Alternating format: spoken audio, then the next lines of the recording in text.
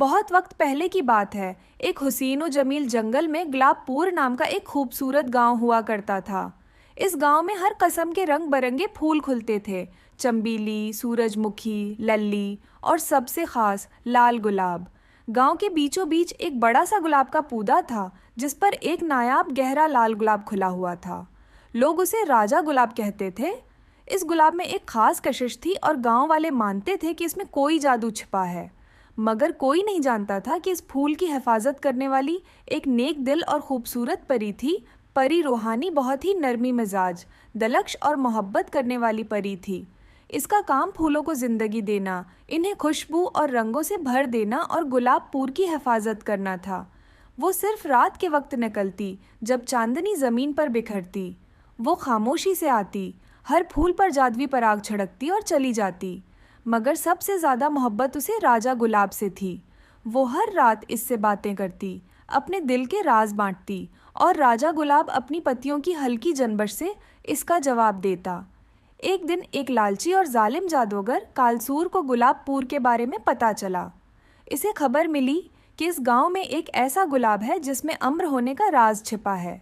कालसूर ने सोचा, अगर मैं इस गुलाब को हासिल कर लूं तो मैं कभी नहीं मरूंगा और पूरी दुनिया पर हुकूमत करूंगा। वो रात के वक्त चुपके से गांव में आया और राजा गुलाब को तोड़ने के लिए हाथ बढ़ाया। मगर जैसे ही वो करीब पहुंचा, रूहानी वहां आ गई। उसकी आंखों में आंसू थे मगर चेहरे पर जरात और रोशनी। रुक जाओ कालसूर, रूहानी पुकार उठी। ये फूल मोहब्बत, सच्चाई और कुदरत का तहफा है। तुम जैसे खुदगर्ज इंसान के लिए नहीं। मगर कालसूर ने उसकी बात न मानी। इसने अपने स्याह जादू से अंधेरे का बादल फैलाया और सारा गांव मरझाने लगा। रूहानी ने अपनी सारी ताकत इकट्ठी की और पहली बार दिन के इजाले में जाहिर हुई। गांव वाले हैरान रह गए। उसकी परों से रोशनी निकल रही थी और इसकी आंखों से चमकते हुए मोती जैसे आंसू बह रहे थे। इसने राजा गुलाब से कहा, अब वक्त आ गया है, हमें अपनी ताकत को इकट्ठा करना होगा। राजा गुलाब की पत्तियों से एक रोशन किरण निकली जो आसमान को चीरती हुई कालसूर पर गिरी। कालसूर चीख मारकर नीचे गिरा और इसकी सारी ताकत खत्म हो गई।